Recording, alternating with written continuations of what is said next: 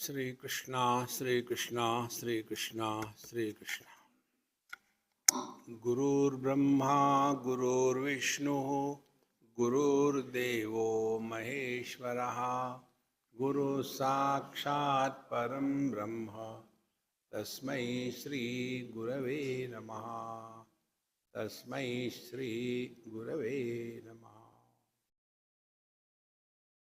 हमारे अनुभूतियों का विश्लेषण करके यदि हम अपना जीवन जिए तो उसी को कहेंगे ध्यानमय जीवन।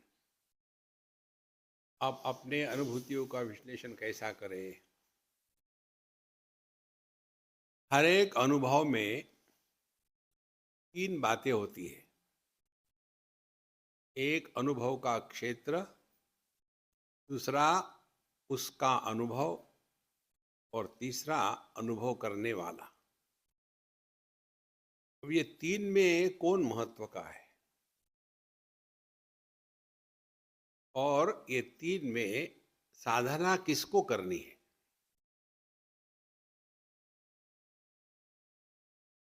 तो अनुभव का क्षेत्र, उदाहरण के लिए खाने की वस्तु, कोई भी वस्तु ले लो आप। मिठाई ले ली, समझो हमने रसगुल्ला ले लिया और उसको खाया तो उसका खाने का अनुभव आया। तो किसने खाया? क्या एक रसगुल्ले ने दूसरे रसगुल्ले को खाया? नहीं, किसी एक व्यक्ति ने खाया। अब ये तीन में हम किसको महत्व देते हैं? यदि हम वस्तु को महत्व देंगे तो हमेशा उसके पीछे दौड़ते रहेंगे और हम वस्तुओं को या जगत को दो प्रकार का महत्व देते हैं।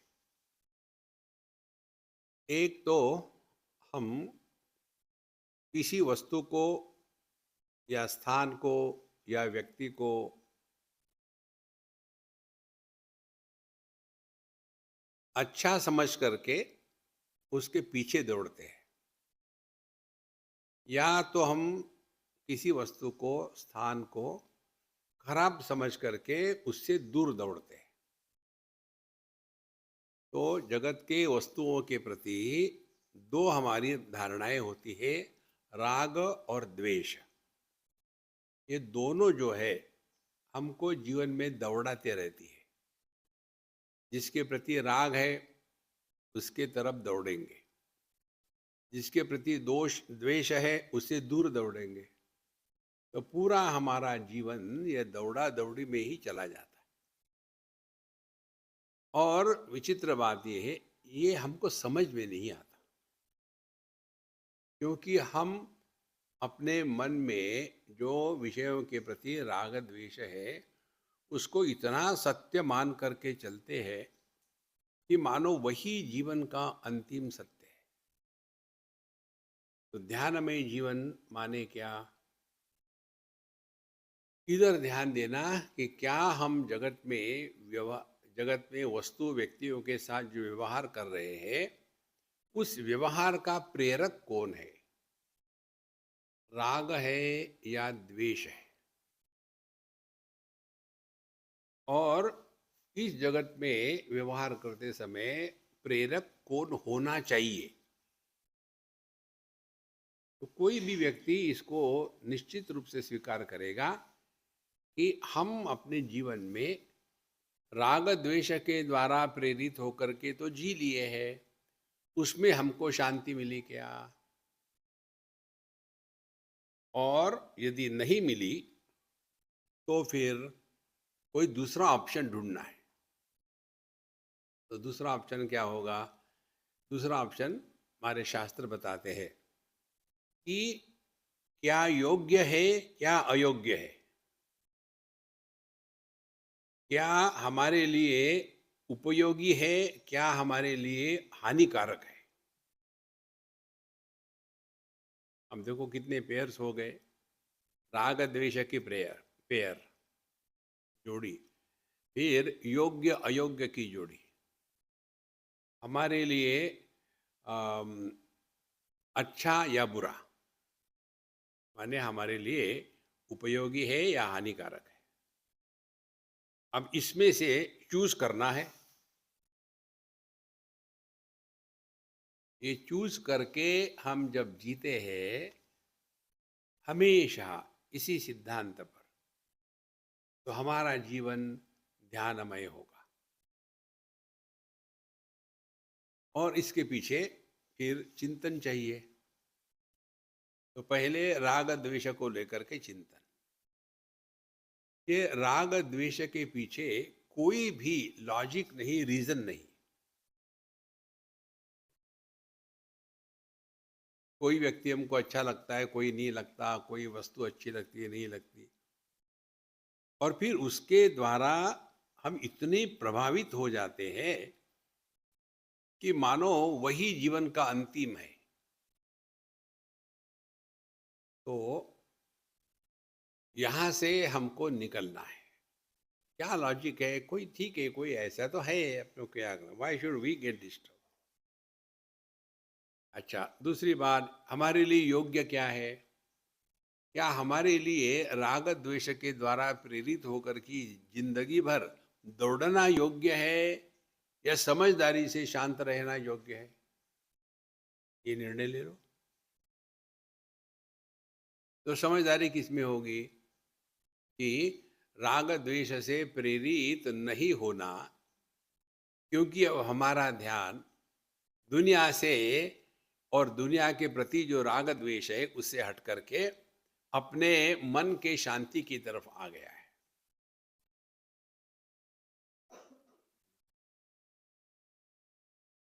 तो जब हमको अपने मन के शांति का महत्व समझ में आता है, तो व्यक्ति जगत के विषय वस्तु को लेकर के जो पहली हमारी आदत थी रिएक्शन करने की, वो धीरे धीरे शांत हो जाएगी।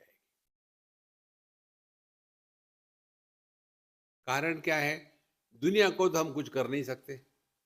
दुनिया ऐसी थी, ऐसी है, ऐसी रहेगी, कुछ नहीं कर सकते। कुछ कर सकते हैं तो अपने मन को। तो क्या करना है? यही कि अपने मन के विक्षेप शांत हो जाए। तो फिर क्या करें?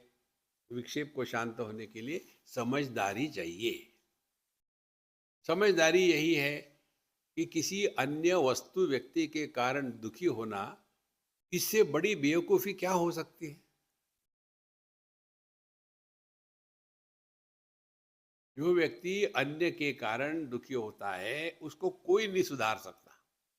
जैसे जो व्यक्ति कार चलाते समय ट्रैफिक को लेकर के गुस्सा करता है, उसको कौन सुधारेगा? ट्रैफिक को आप सुधार नहीं सकते, ट्रैफिक ऐसा ही रहेगा। सुधारना है हमारे ड्राइविंग स्किल्स को। इसी प्रकार से हम विषयों से हटे, अपने मन के शांति की तरफ आए। अब मन के शांति से हटे अपनी तरफ आ जाए। अब अपनी तरफ आना माने क्या? तो जीवन के जितने भी अनुभव है, वो अनुभव केवल हमारा ही नहीं, बाकी लोगों का भी है। हमको तो समाज में रहना है, रिश्ते नातों में रहना है, बड़े छोटों में रहना है। तो क्या होगा ध्यान में जीवन? हमको स्टैंड पॉइंट समझ में आना चाहिए। हम जिसको देख करके जैसी रिएक्शन करते हैं, वैसी ही रिएक्शन सब लोग करें, ये दुराग्रह है। देखो, अंडरस्टैंड द स्टैंड पॉइंट। उदाहरण के लिए, एक व्यक्ति ने दूसरे को मार दिया और दोनों मर गए। अब कल्पना करो,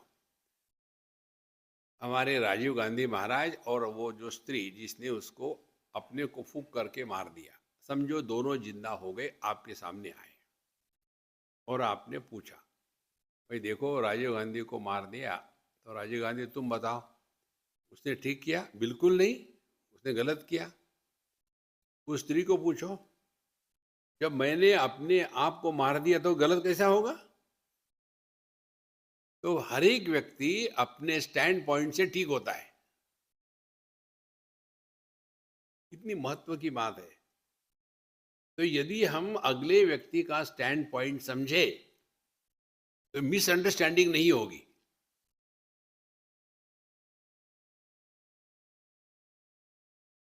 ये है ध्यानमय जीवन।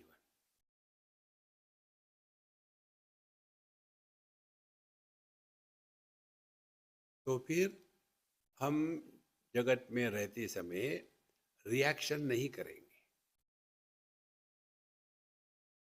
जैसे एक उदाहरण दो आपको, मैंने दूसरे संदर्भ में दे रहा हूं। एक हमारे मित्र थे पुलिस ऑफिसर, और उनकी एक पत्नी, 3 बच्चे।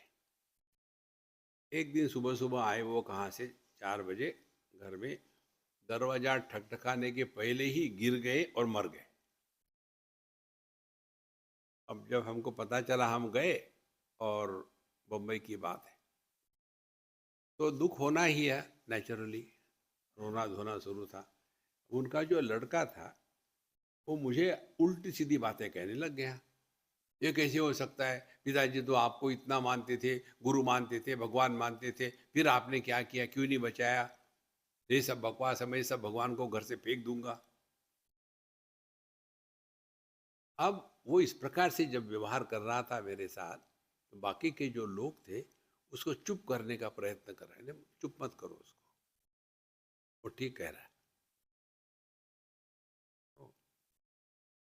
अब उसका स्टैंड पॉइंट क्या था और हमारा स्टैंड पॉइंट क्या होना चाहिए? वो ऐसे दुख में पड़ा था, तो उसने जो कहा वो ठीक ही है, गलत नहीं है। लेकिन हम करते क्या है कि उसको डांटेंगे, तुम ऐसा कैसा करते हो, ये नहीं नहीं नहीं नहीं, वो ठीक चल रहा। फिर हमने सुन लिया सब, उसकी गाली जो भी करना, शांत सुन लिया। फिर हमने कहा कि देखो अभी हमको जल्दी जाना है, मैं फिर आ जाऊंगा, और हम निकल गए। फिर 2-4 महीने के बाद फिर मिले उसको, तब तक तो थोड़ा शांत हो गया। और फिर कहता है कि स्वामी जी, उस दिन आप आए थे, मैंने आपको उल्टा सीधा कह दिया, आई एम सॉरी। कितनी सिंपल बात है। यदि उस समय मैं भी गुस्सा करता, ये कोई समझदारी है? ये समझदारी से जीने को साधना, इसको कहते हैं ध्यानमय जीवन। अपने घरों में सास बहू, बच्चे, दादा दादी, ये यदि स्टैंड पॉइंट को समझे ना, तो घर में शांति प्रसन्नता रहेगी।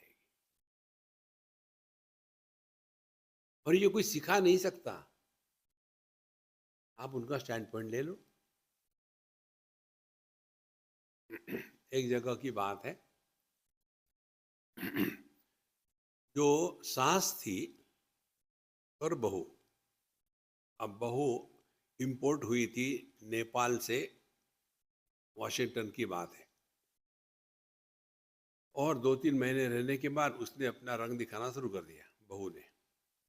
मुझे नहीं रहना तुम्हारे माँ के साथ, अलग रहेंगे। अब ये लड़का बेचारा दोनों के बीच में। सबसे पैथेटिक कंडीशन होती है मैरिड आदमी की, कैंची की 2 ब्लेड, एक ब्लेड पत्नी का, दूसरा माँ का, बीच में इसकी कटाई होती है।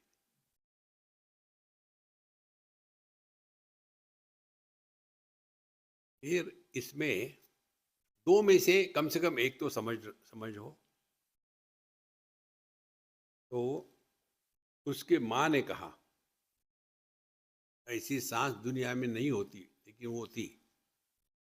उसकी माँ ने कहा कि देखो बेटा, तुम अलग से कर लो, रह लो अलग से, तुमको ये सिद्ध करने की जरूरत नहीं कि तुम मुझसे प्रेम करते हो, तुम तो मेरे ही बेटे हो ना। ये सिद्ध करने की जरूरत नहीं कि तुम मुझसे प्रेम करते हो। तुमको ये सिद्ध करना है कि तुम अपने पत्नी से प्रेम करते हो। कितनी बड़ी बात है। अब बड़न को समझ नहीं तो किसको होनी चाहिए। और बड़ा आदमी उम्र से नहीं होता, समझदारी से होता है। इस प्रकार से अपने जीवन में नित्य रूप से चलना, उसको कहते हैं ध्यानमय जीवन। नहीं तो हम सत्संग करेंगे, सत्संग को जाएंगे और घर जाने के बाद फिर वही धर्म क्षेत्र कुरुक्षेत्र। अरे राम। समझदार व्यक्ति जहां होगा वहां शांति होगी, और जहां शांति होगी वही परमात्मा होगी। तो साधना या ध्यान में जीवन क्या होगा, हमको स्टैंड पॉइंट समझना चाहिए।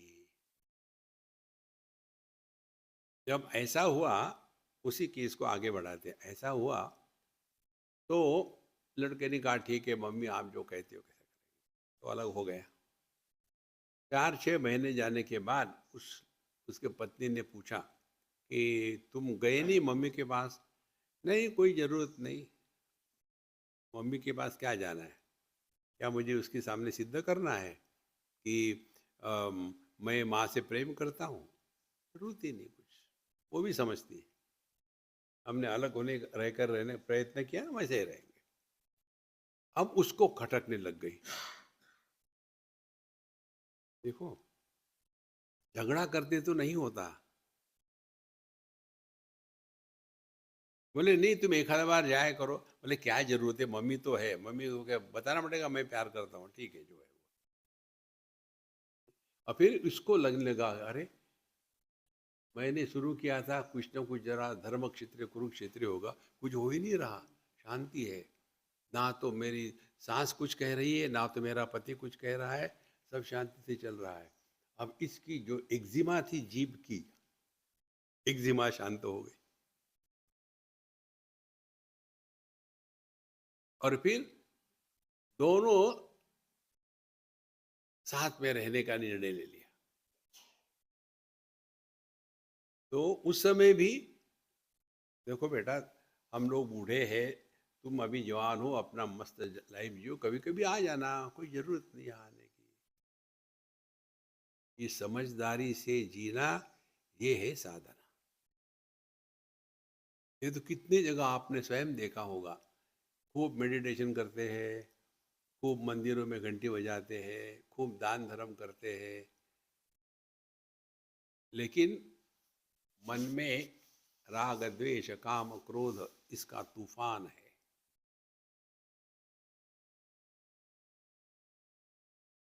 इसीलिए ध्यान देना है अपने तरफ, ध्यान देना है अपने मन के स्थिति की तरफ। Never justify we are miserable. अपने दुख का और दुखी होने का समर्थन ना करें। संविद्या दुख संयोग वियोगम योग संहिता। जीवन में दुख आने के बाद दुखी नहीं होने का जो निर्णय है उसको योग कहते हैं, वो है मेडिटेशन।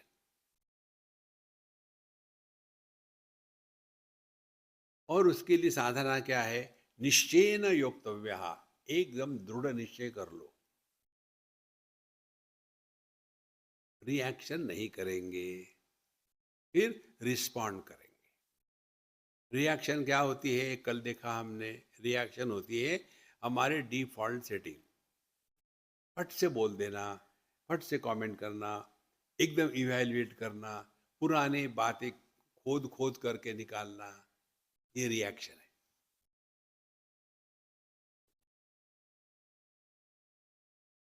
भूल जाओ, भूलना यह ध्यानमय जीवन है। भूल जाओ। अब एक दिन हमको समझ में आता है कि हम जब अकेले में बैठे होते हैं तो जो विचार करते हैं वो दो प्रकार के हैं। जब किसी के साथ बोलेंगे तो भूतकाल की बातें निकालेंगे, और जब अपने साथ बोलेंगे तो भविष्य काल की बातें निकालेंगे। तो हम जब भूत और भविष्य में भटकते हैं, इसका तात्पर्य हम वर्तमान में नहीं रहते। वर्तमान में रहना माने ध्यानमय जीवन।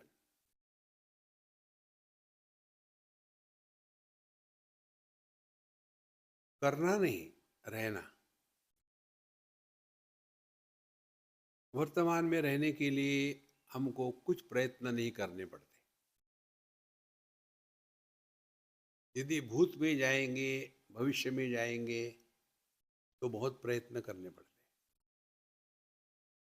आप देखेंगे ना, वयस्क लोग जब अपनी पुरानी बातें करते हैं तब कहते हैं, जब हम लोग वहाँ थे इंदौर में, उन दिनों में। नहीं, हम इंदौर में नहीं थे, हम उज्जैन में थे। नहीं नहीं, इंदौर में थे, मुझे याद है। नहीं नहीं, तुमको कुछ याद नहीं रहता। अब हो क्या रहा है, भूत में चले गए।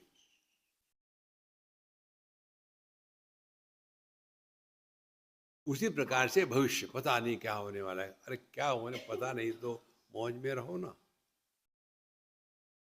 फिर आदमी कल्पना करता है, कोई मर गया तो कई महीना मर जाओ, तुम भी मरोगे।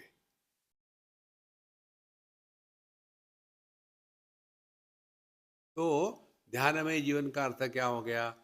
जितना प्रयत्न करना है वो इसीलिए करना है कि हम वर्तमान में रहे। इसीलिए किसी के भी साथ बोलते समय इधर ध्यान दे कि कहीं हम भूत पे भटक तो नहीं रहे, कहीं हम अपना भूत दूसरे पर तो नहीं थोप रहे, कहीं हम दूसरे के भूत इकट्ठा करके भूतों का एल्बम तो नहीं बना रहे।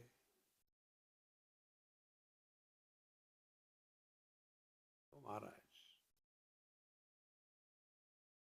हमारे स्वामी अखंडानंद जी महाराज को उनके भक्तों ने कहा, तो उन्होंने, नहीं नहीं ऐसा नहीं करना। फिर वो चले गए। फिर उनके स्थान पर दूसरे जो महामंडलेश्वर आए, अभिषिक्त हुए, ओंकारानंद जी महाराज। फिर उनके सामने वही कथा निकाली कि महाराज जी के भक्त पूरे देश में है, बाकी देशों में भी है। तो हम लोग ऐसा करें, जैसे ये रोटरी की डायरेक्टरी होती है ना, रोटेरियंस की डायरेक्टरी, वैसी एक डायरेक्टरी बनावे। न्यूयॉर्क में कौन है, उसके बाद वाशिंगटन में कौन है, कैलिफोर्निया में कौन है, इसकी लिस्ट बनाए। तो किस लिए? नहीं, लोगों को पता चलेगा। किस लिए पता चलेगा? कि न्यूयॉर्क में जाएंगे, होटल में रहेंगे तो 6 महीने का तनख्वाह निकल जाएगा, तो फिर उनके यहाँ फ्री में रहेंगे। फिर उन्होंने स्पष्ट कहा, अध्यात्म मंडली को इकट्ठा करना नहीं होता। मंडली को इकट्ठा नहीं करो। अपनी साधना हम देख रहे हैं, इसमें कितनी सूक्ष्मता से चलती है। किसी को पता भी नहीं चलना चाहिए कि दो सिद्धांतों को ले जाओ साथ में, निर्विशेष सत्ता और प्रमाण निरपेक्ष अनुभव।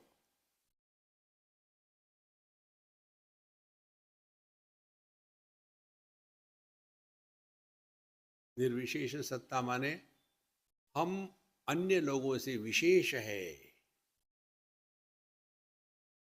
यह भ्रांति दिमाग से निकाल डाले। ये विशेषता ऐसी है जैसे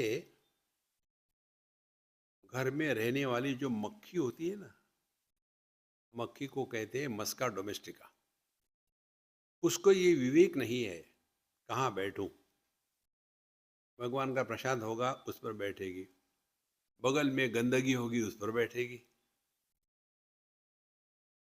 ये विशेषता वैसी ही है, इसी को अहंकार कहते हैं। ऐसे नहीं कि व्यक्ति को अच्छे का अहंकार होता है, बुराई का भी अहंकार होता है। हम किसके यहाँ गए थे, बच्चों के साथ हम कुछ बात कर रहे थे, खेल रहे थे, आनंद चल रहा था। उतने में उनकी कार बजी आने का, तो बच्चों ने कहा, हामिद जी हिटलर आ गया, अब आप जाके बैठो, हमको अपना पढ़ाई करने दो। बैठे, वो शांत हो गए। वो आए अंदर में, हामिद जी आ गया, मैंने हाँ भगवान आ गया हूँ। बच्चों ने तकलीफ तो नहीं दी ना? मैंने अपने मन में कहा तुम दे रहे हो। पहले बच्चों को पता है इतनी भी गड़बड़ हो तो मेरा गुस्सा उनको पता है। अरे यार तुम पिता हो कि राक्षस हो? बाप कैसा चाहिए? घर आया तो सब छोड़ छाड़ करके बच्चे दौड़ के जावे, जैसे अल्सेशियन कूदता है ना, वैसे बच्चे कूदे अपने पर, तब वो बाप होता है। लेकिन इसका अभिमान, मैं ऐसा गुस्सा करता हूं मुझे डरते हैं। मनुष्य का यह जो विशेषता के साथ संबंध है, वो ऐसा नहीं अच्छाई का बुराई का भी होता है। तो इसी एक चीज को लेकर के आपने देखा होगा, मैं अपने अगल बगल किसी को चिपकने नहीं देता, इसका यही एक कारण है। हमने कितनी जगह देखा है, इनर सर्कल, आउटर सर्कल, एक रिंग रोड है,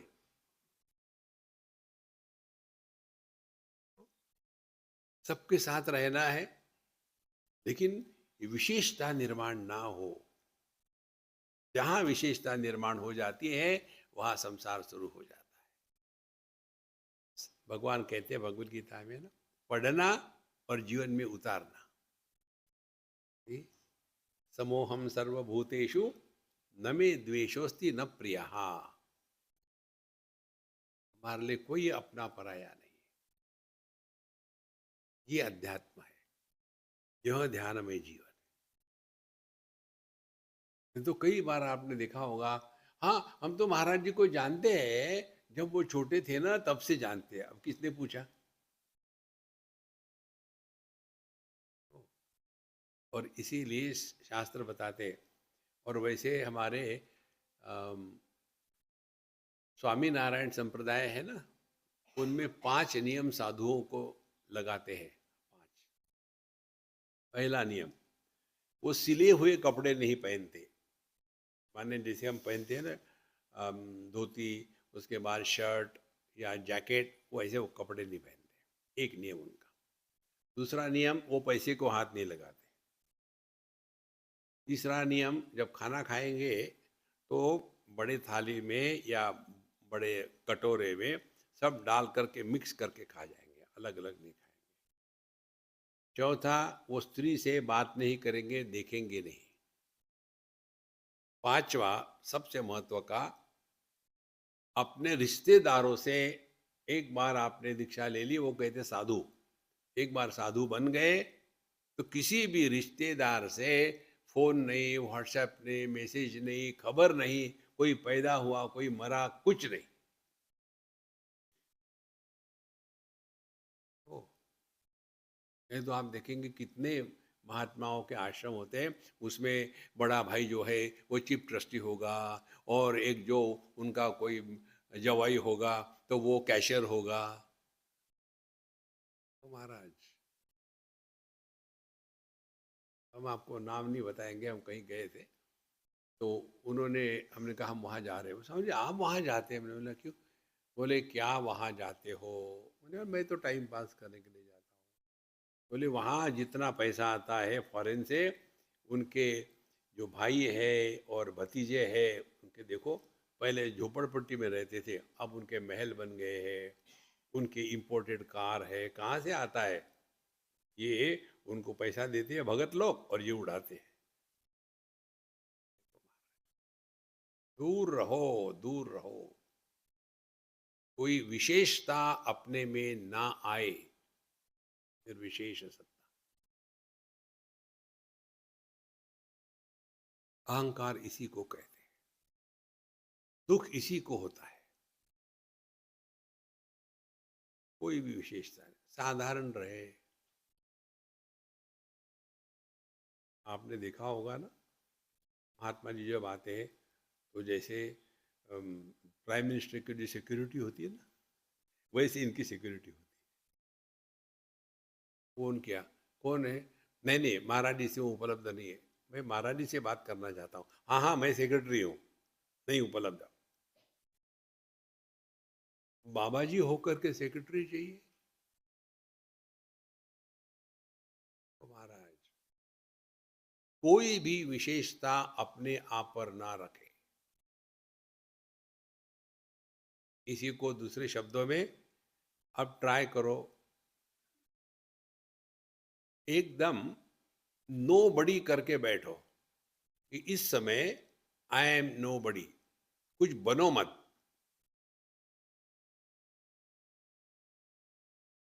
पति नहीं, पत्नी नहीं, सास नहीं, बहू नहीं, माँ नहीं, बेटी नहीं, पोता नहीं, खोता नहीं, कुछ बनो मत।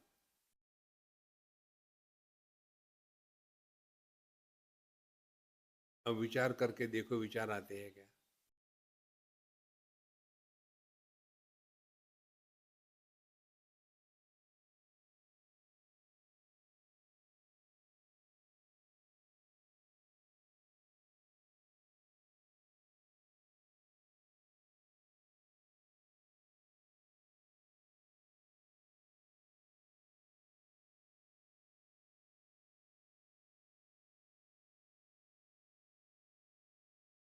हम सो नहीं रहे,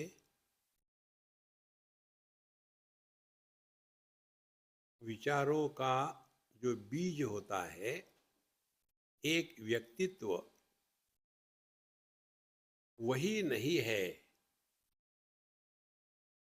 तो विचार कहाँ से आएंगे? विचार आते हैं किसी व्यक्तित्व को, पति, पत्नी, भाई, बहन, इनको विचार आते हैं।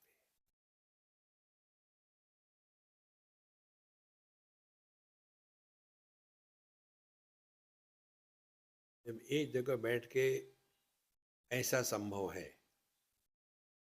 कि हम अब आधे घंटे बैठने वाले हैं, इस समय हम मिस्टर नोबडी,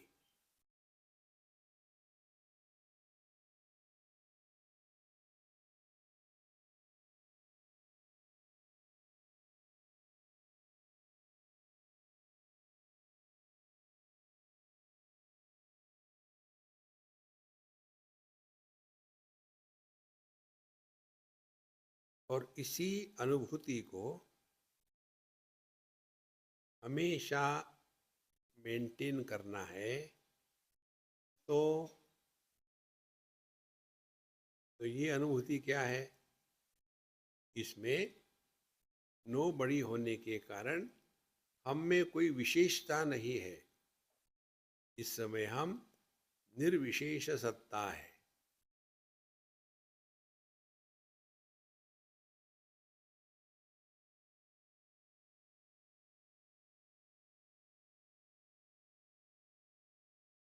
जब हम नो बड़ी रहते हैं, अब आप अपने अंदर देखो, आपके मन में ये भाव नहीं आ रहा है कि मैं स्त्री हूं या पुरुष हूं, मैं जवान हूं या बूढ़ा हूं।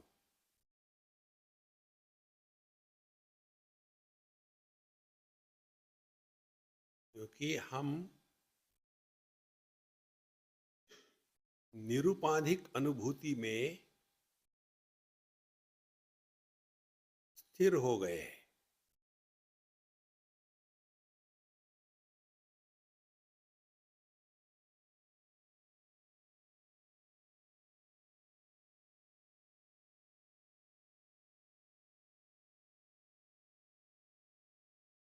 यह निरुपाधिक सत्ता व्यवहार में लाना माने कुछ विशेष नहीं बनना, हमको सर्वसाधारण रहे।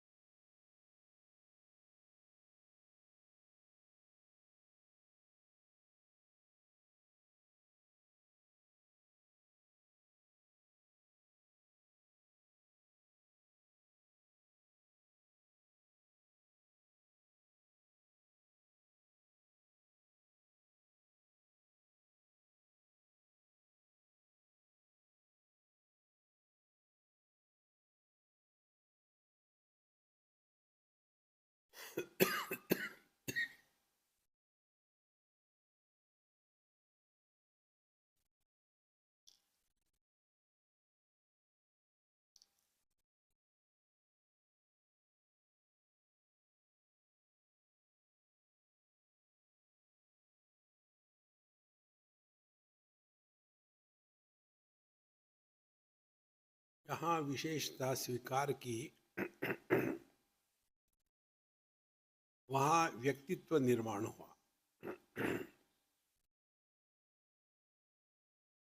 जहाँ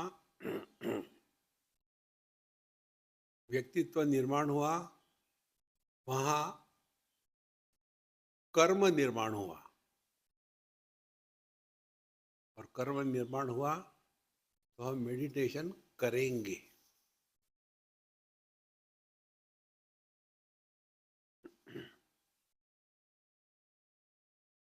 हमको मेडिटेशन करना नहीं।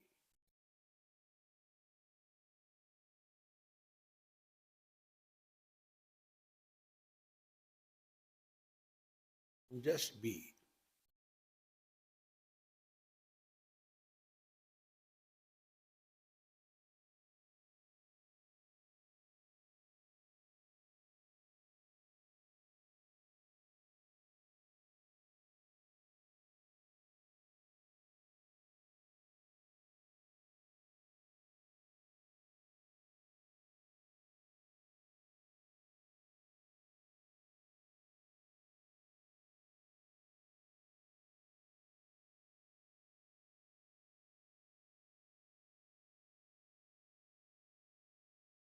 हमने इस समय ना आसन किया, ना प्राणायाम, ना जप,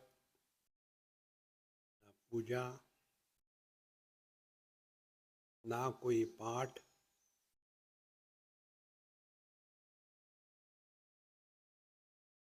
क्योंकि ये सब हमारे साथ जुड़ जाती है तो हम में विशेषता निर्माण हो जाती है और हम अपने निर्विशेष सत्ता से दूर चले जाते हैं। वापस आ जाओ।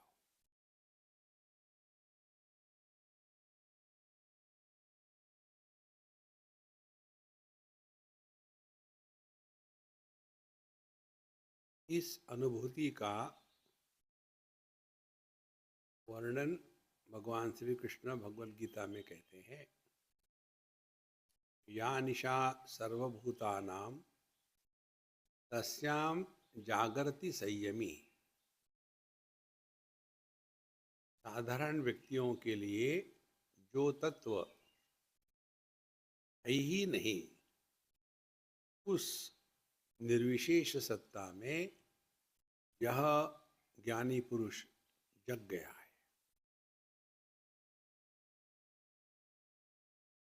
यस्याम जागृति भूतानि, जहाँ अज्ञानी पुरुष इस द्वैत के प्रपंच को सत्य मानते हैं, सा निशा पश्यतो मुने है। यह ज्ञानी पुरुष जो विशेषताओं का आधार निर्विशेष सत्ता है, उसको उसने जान लिया।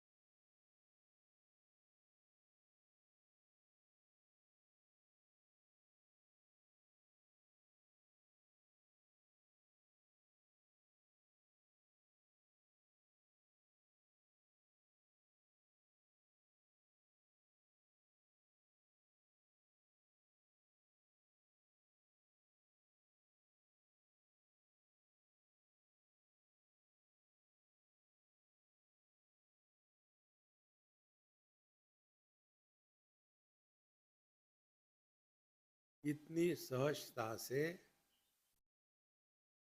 मछली पानी में घूमती है, उतनी सहजता से हम अपने स्वरूप में प्रवेश करते हैं।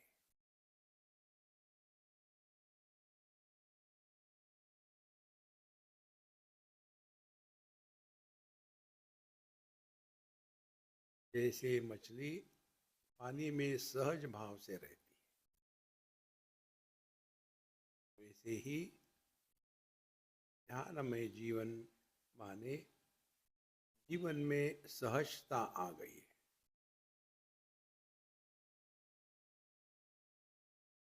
हमको ना कुछ सिद्ध करना है, ना कुछ जस्टिफाई करना है।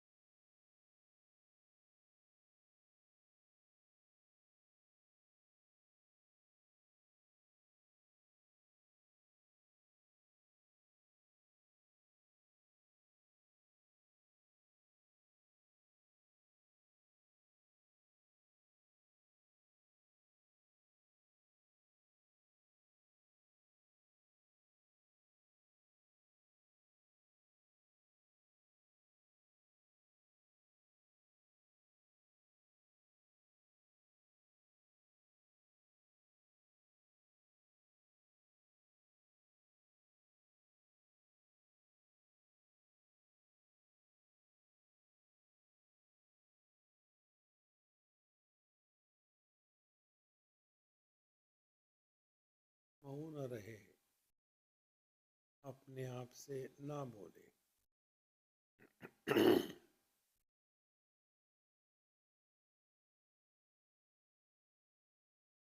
यहाँ बिल्कुल प्रयत्न नहीं है, ये हमारी सहजावस्था है।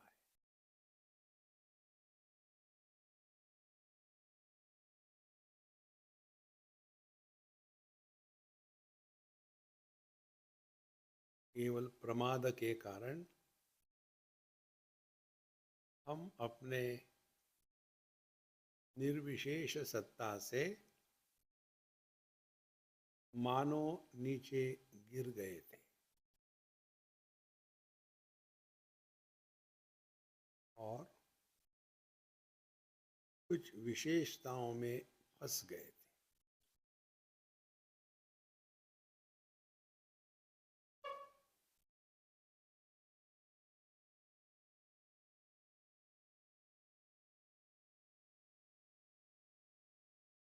क्योंकि हम है ही, तो उसमें कुछ हमको मिलना नहीं है और हमको कुछ खोना भी नहीं, क्योंकि कुछ हमारा है ही नहीं।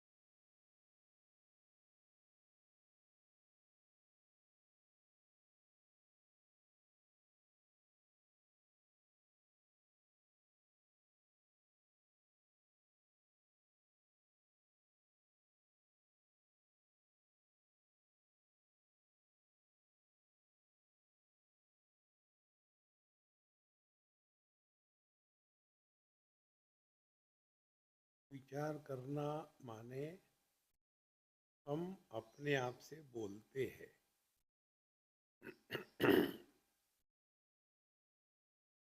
इसीलिए विचारों को दबाना नहीं, कोई इसमें प्रयत्न की आवश्यकता नहीं, केवल अपने आप से बोलना बंद करें।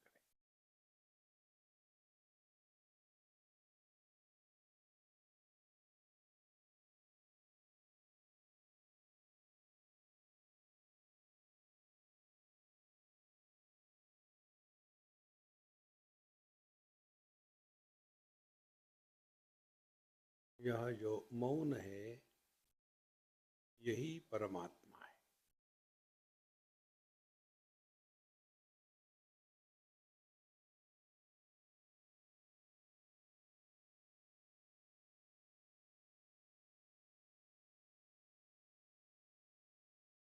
इसीलिए जो व्यक्ति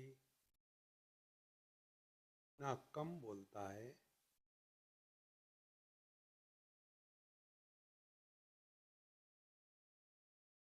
उसको समाज में आदर मिलता है।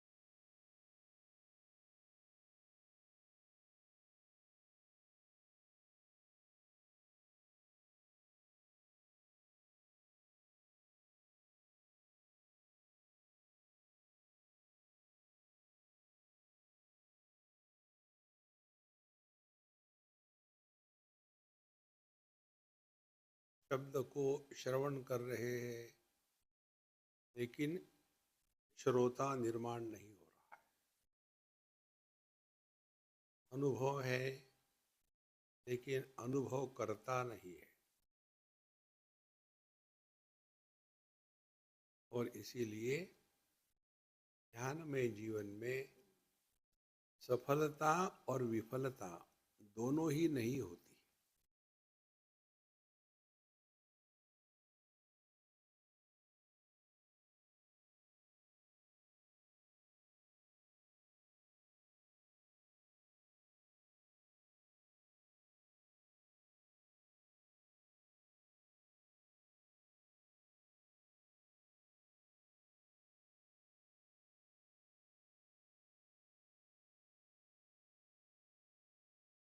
पृथ्वी, जल, अग्नि, वायु, इन सब को आकाश आधार देता है। क्या ये सफलता विफलता है? क्योंकि आकाश इसके द्वारा प्रभावित ही नहीं होता। पुष्प सुगंधित है, चाहे उसको कोई स्वीकार करे ना स्वीकार करे, मान नहीं अपमान नहीं। यह अनुभव, जिसमें अनुभवकर्ता का जन्म नहीं होता, यह ध्यानमय जीवन है। इसलिए साधना करना और परेशान होना, मेडिटेशन करना, सर दर्द होना, इन सब गलत धारणाओं से अपने आप को बचा लेना है।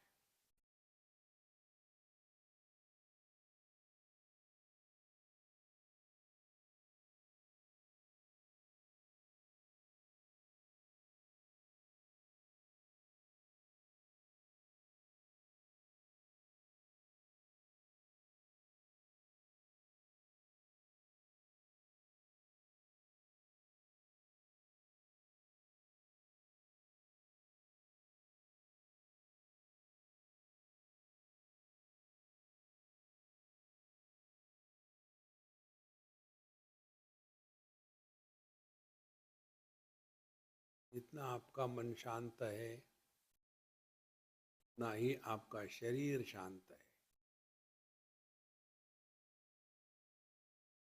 उतना ही आपकी सांसें बहुत हल्की धीमी चल रही है।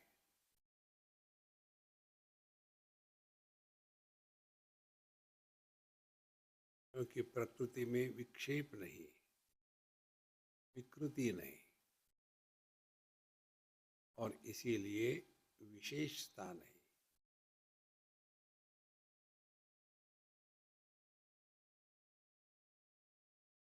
और इस अनुभूति के लिए किसी भी प्रमाणों की अपेक्षा नहीं है। ये हमारा अनुभव ज्ञानेंद्रियों के माध्यम से हो रहा है, कर्मेंद्रिय के माध्यम से, मन से या बुद्धि से।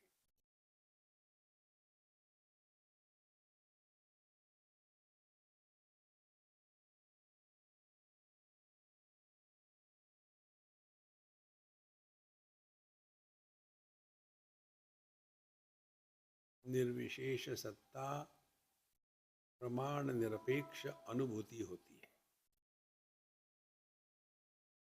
जहाँ सत और चित अलग अलग नहीं। Knowing is being and being is knowing.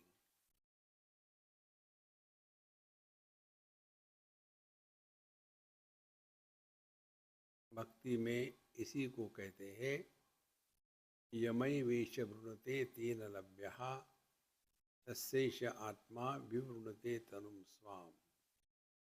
परमात्मा प्रकट होते हैं,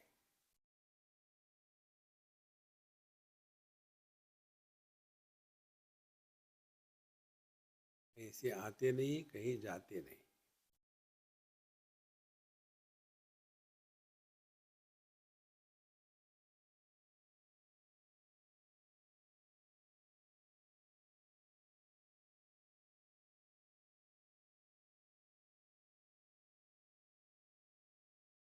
टेक अ डीप ब्रेथ,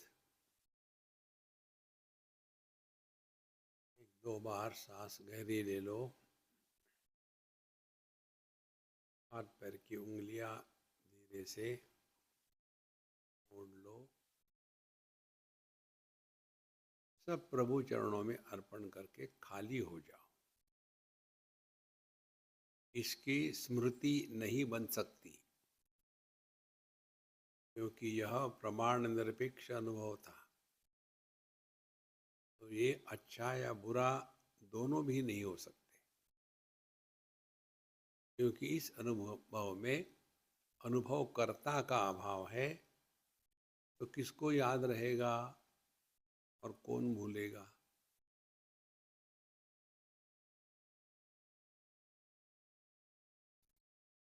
ओम पूर्णमदः पूर्णमिदं पूर्णात् पूर्णमुदच्यते पूर्णस्य पूर्णमादाय पूर्णमेवावशिष्यते। ओम शांति शांति शांति। हरि ओम। श्री गुरुभ्यो नमः।